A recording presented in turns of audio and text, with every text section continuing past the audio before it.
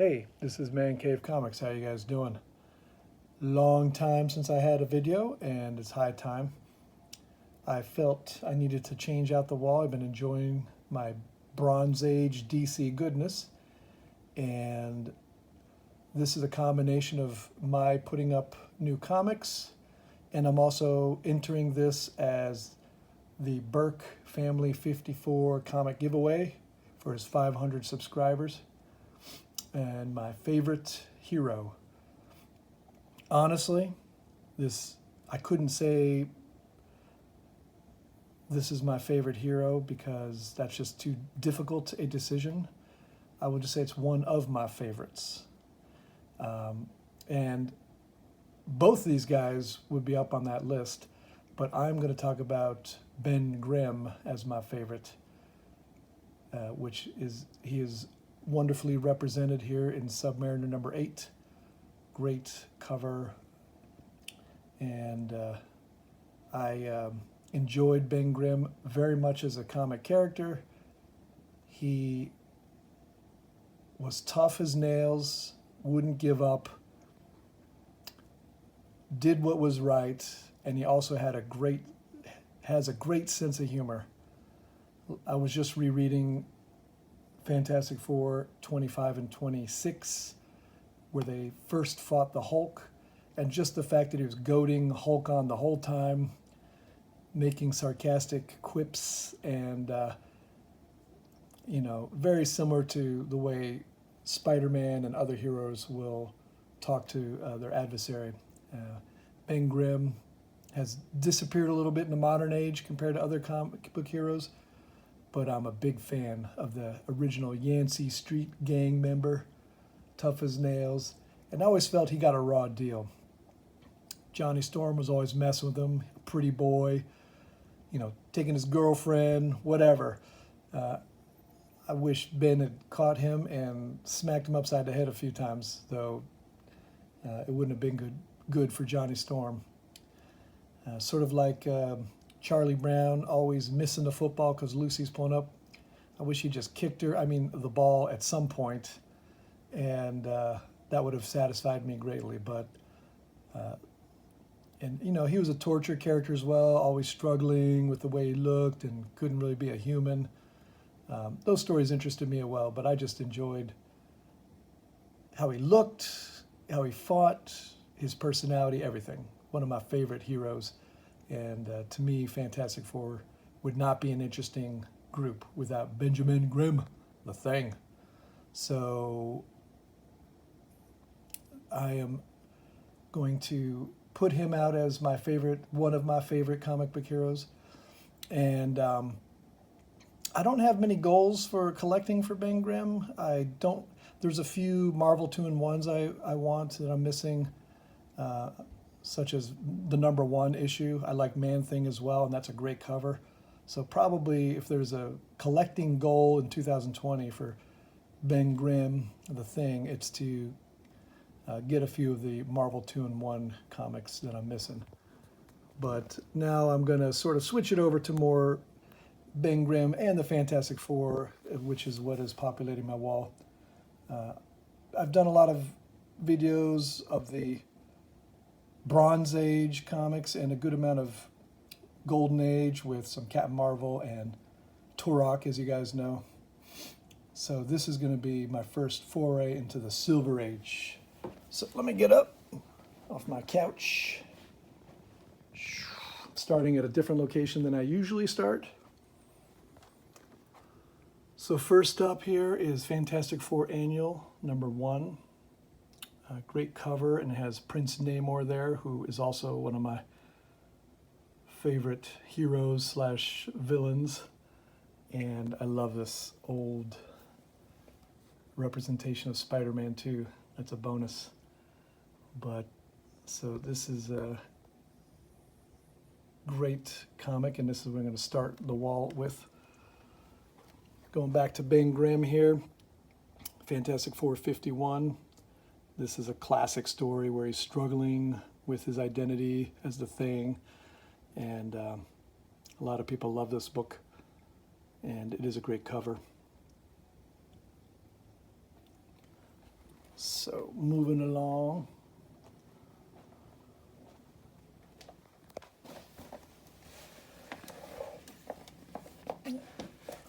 Fantastic Four 66. Beginning of the Adam Warlock origin story.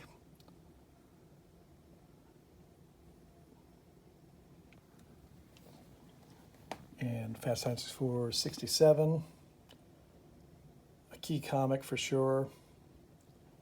And the actual origin of him story wasn't overly interesting to me. I love Adam Warlock in his later iterations with Jim Starlin and his teaming up with Thanos to fight the Megas and then fighting Thanos and eventually the Infinity War. Great storylines. Really enjoyed those. But got to pay tribute to his origin. Sorry as I go wrong here. Fantastic Four 52. This is first appearance of Black Panther, and this is a great origin story cover. Can't beat that Black Panther with the yellow moon in the background. Jack Kirby goodness. I'm very grateful to have it.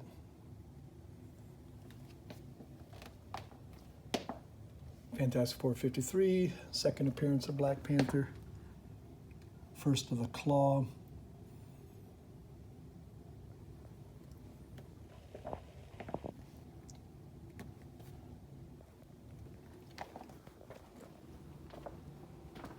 So this, everybody knows this comic, Fantastic Four 12.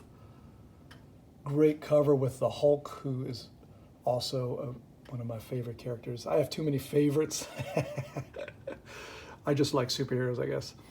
But Ben Grimm up here, yeah, they didn't actually fight the Hulk all that much in this one, if I recall. It's been a while since I read it. But this cover is truly an iconic cover. And I appreciate that Hulk thought more in full sentences. When I got to know the Hulk the best was a Bronze Age, and he wasn't having bubbles of such complete grammatically correct sentences. So he got a little dumber as time went on, and then of course he got a lot smarter. So, but you got to love the progression. I just mentioned oops, sorry about that. Amateur mistake. My low budget filming here. This is 25, the first real battle, and this is a great Ben Grimm cover.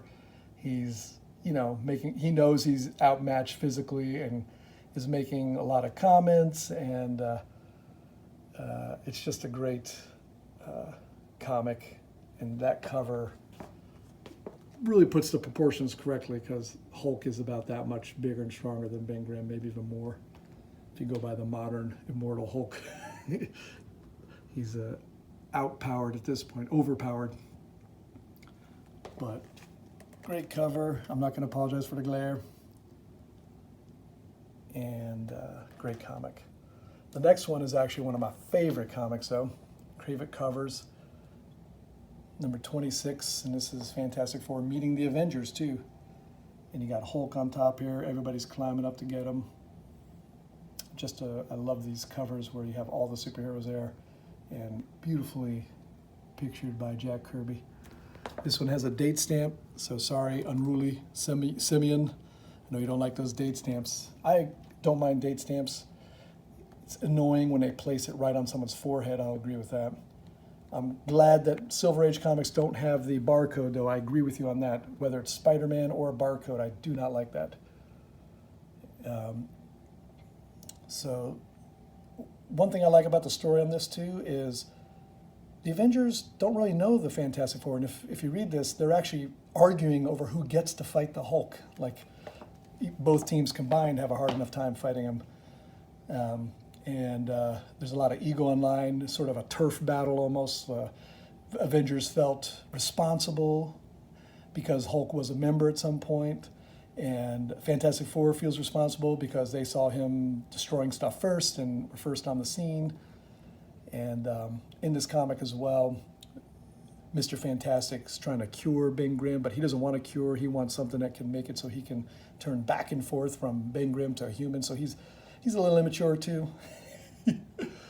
But love it. Old CGC cover. Anyway, moving on. Last of the Hulk versus Thing title. This is my only Bronze Age Fantastic Four, and I love this cover. Who doesn't? If you don't like this cover, you probably don't like superhero comics, and that's cool. I can't remember the story on this one. I know I read it a long time ago, but I think Thing versus Hulk, if I recall. Hope that helps you. Moving on. This could be a little bit of a Inhuman sort of run here. Got the first Frightful Four, first Medusa, and you know the main reason I got this, though, it was the first appearance of Paste Pot Pete. You know, so I mean not the first appearance of Paste Pot Pete, but it has Paste Pot Pete in it. So I mean, if you had to pick a favorite hero, that would have to be the one, just for the most ridiculously corny name you'd ever could imagine in your life. We should have a contest, who the most corny villain or hero name. But Frightful Four obviously had a lot of interactions with Fantastic Four, and glad to have this. Fantastic Four number 44, first Gorgon. So again, the Inhumans theme here. I think the cover's a little glary. I got my tie on for Night Tiger. He commented that he was glad I got dressed up for this. I get dressed up for you guys, you know? Jack Kirby goodness. Fantastic Four 45. Among Us hide the Inhumans. And look at that picture of Ben Grimm there. Ready to throw it down. Yancey Street Gang boy. And look at Johnny Storm and Invisible Woman. Look at them. These are classic 50s looks. 60s, 1960s, but early 60s. Great. Kirby goodness. First full Black Bolt. I'm actually not a huge fan of this cover. I think Black Bolt is way out of proportion. Maybe it's a perspective issue, but his left arm is longer than his legs, and his torso is too big compared to his legs. I don't know. Some people don't like the floating heads. I don't care. I don't mind the floating heads. I grew up in the 70s, and there had a lot of floating head comics, so I sort of like that. Changing gears. Let's go galactic. Let's go superpower, beyond superpower. First, Silver Surfer. I'm not a fan of the Watcher here, the way he looks. He sort of looks like someone who has a need of a diuretic for the lower extremity edema.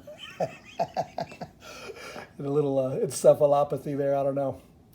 But the perspective, the way there's something ominous about to happen, something bad, that is done very well. I love the perspective, the background, everything. If the Watcher looked a little different, I'd probably like it more, but I like his shoes.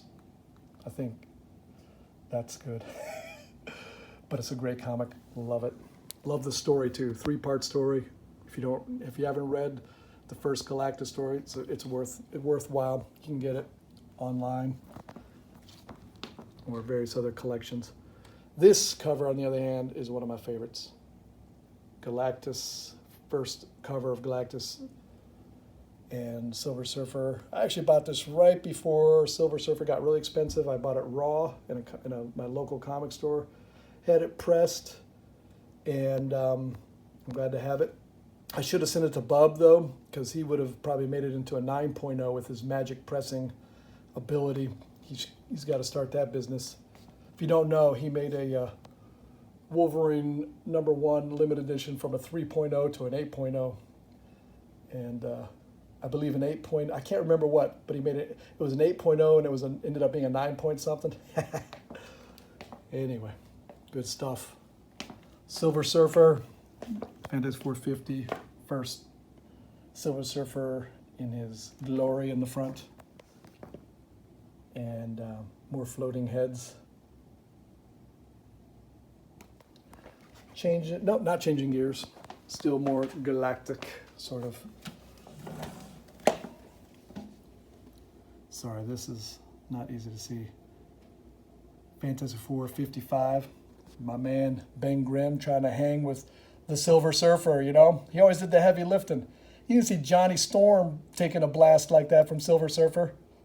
So Ben Grimm, man, tough as nails, doesn't give up, has a sense of humor, despite everything. Love him. Love it.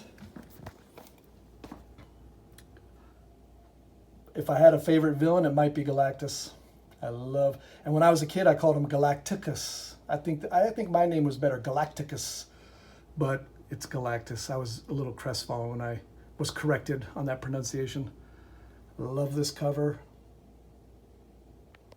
Who wouldn't? I'm gonna get around the bar here, backing up. It's a little early to have a beer, even for me. First, Fantastic Four 13, first watcher. Fantastic Four made it to the moon before the USA, I think, before the astronauts and NASA. So, 1963. Gotta love it. Great art. Don't get dizzy. Take your Dramamine. You're watching one of my videos. All right.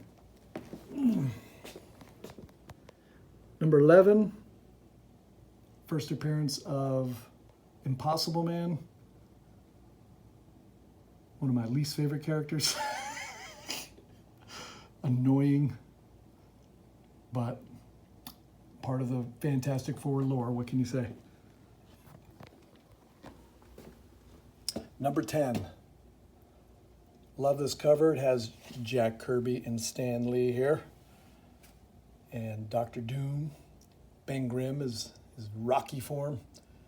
This comic has special meaning for me because in the 1970s when I dragged my mother to flea market to look for comics, scouring for comics, I found someone who had this and they sold it to me for $10. And it was in such awful shape, tape all over the cover practically falling off. It was complete. Probably wouldn't, it might be worth $10 now. So I'm pretty sure I overpaid quite a bit, but I happened to have $10 that I'd earned, and I bought it, and boy did I love that comic, so I have no regrets. I'm not too sad about comics I don't have anymore, but I wish I had that one still. If I could pull that out now and show you, you'd love it. But gave it away, and hopefully someone enjoyed it. But it was a great find. It was my first really early Silver Age comic. Fantastic Four, number 10. Man, I was hyped. All right, almost done here. Fantastic Four, number 5. First appearance of Dr. Doom. Great cover. Dr. Doom, iconic character. This comic, it has such Marvel chipping, and it also has a bit of a spine roll, which exacerbates that a little bit. But I still love the comic. It had a pretty good price, so couldn't resist. Going back to, Fantastic Four number 4. First Silver Age Submariner. Well, he had a thing for Invisible Girl, did he not? And great cover. And as I said, I'm a fan of Prince Namor. And I'm glad to have this comic. Fantastic Four number 3. Fantastic Four in their uniforms for the first time. And this was at my local comic store, slabbed already, which is rare. They don't sell a lot of slabs. And it was always overpriced, but they actually had a sale. I think it was 15 or 20% off. Put it right in sort of the GPA sweet middle spot for this comic, so I got it.